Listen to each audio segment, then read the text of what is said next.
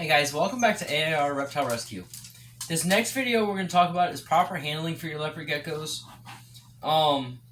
It's going to be kind of short and sweet because of the fact there's not so much to this, except for mainly recommendations from myself on how to do it from personal experience. Now, the first thing I'm going to mention in this video is a must-have to remember. Never, ever, ever pick up your leopard gecko by its tail. What it does is, in the wild, if a predator picks it up by its tail, it will do what's called a tail drop, which means it will break its tail off to get away.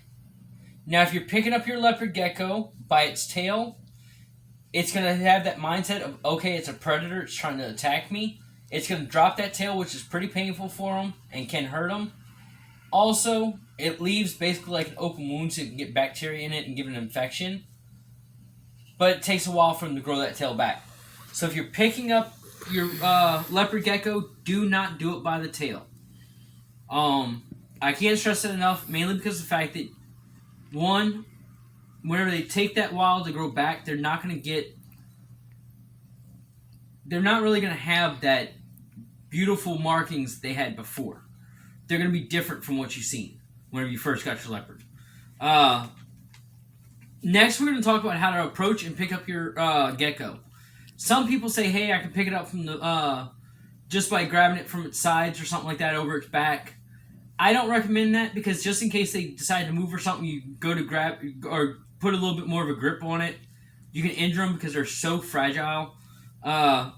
Now, the way that I recommend to pick these guys up, and the way that I do it, if I do handle leopard geckos, which I've done before, is what I'll do is I'll put one hand down in the enclosure, flat on the bottom of it, and then I'll put it where they can see my hand, it's in front of them, but it's not touching them, and then I'll kind of nudge them right at the end of their back, at the beginning of their tail, on their butt, to kind of encourage them to move forward. And then once the leopard gecko steps up onto my hand, that's whenever I go ahead and pick them up. Now remember, whenever you're picking up your gecko, though, always make sure that if you do the flat hand method like I'm mentioning, always move your hand. So if the gecko starts to walk on your hand and he goes to take that next step off, he's not going to fall off your hand because you've got that other hand set there to where he can move onto it.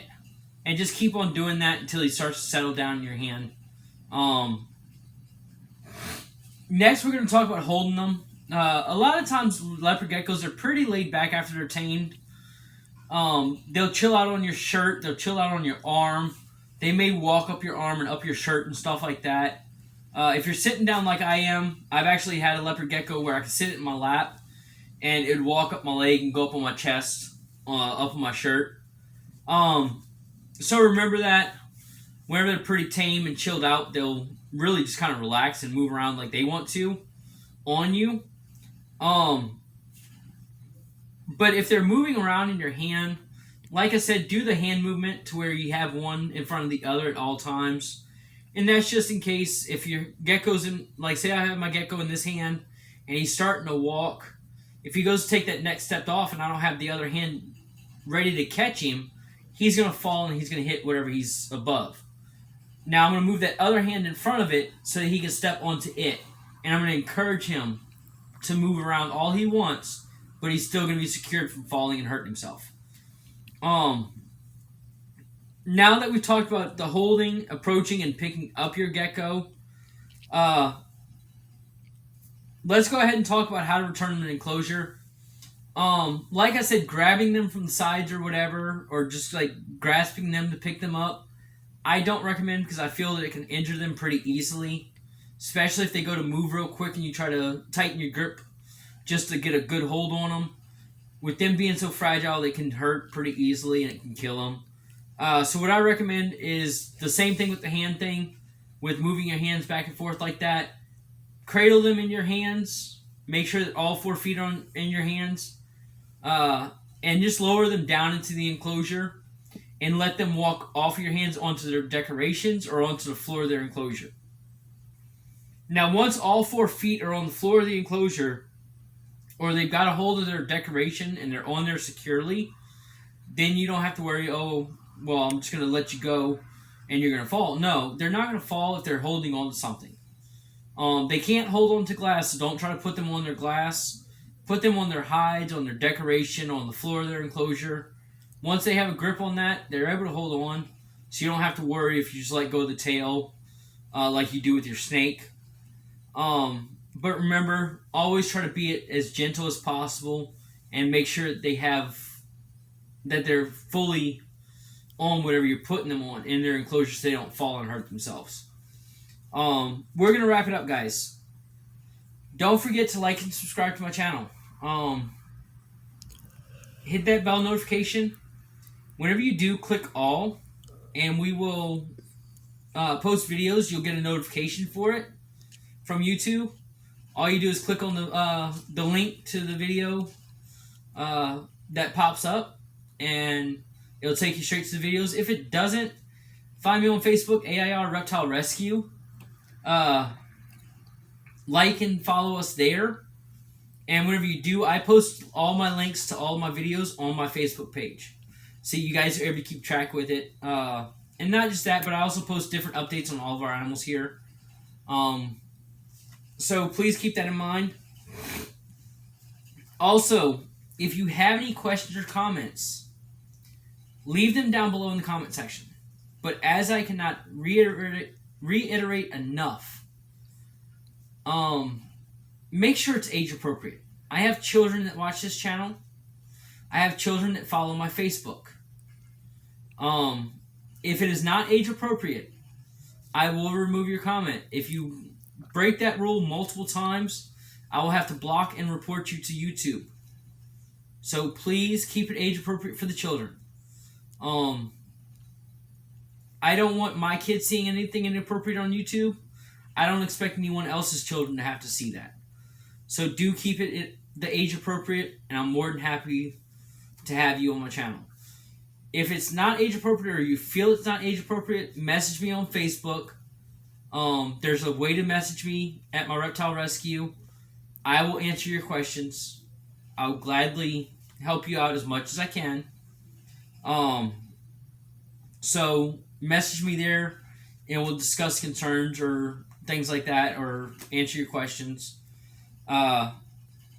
So the last thing I want to touch on is real quick. As you guys know, we have a motto here. We love what we do. We do what we love. The reason I say that is I live every day doing something I love. Taking care of my reptiles and my dogs and my cat and hamster and all that is what I love to do. So remember, if you're out there and you're wanting to live life to the fullest, do it. Live life doing something you love to do. I promise you, you're going to be happier in life. Amber and I both suffer with depression and all that.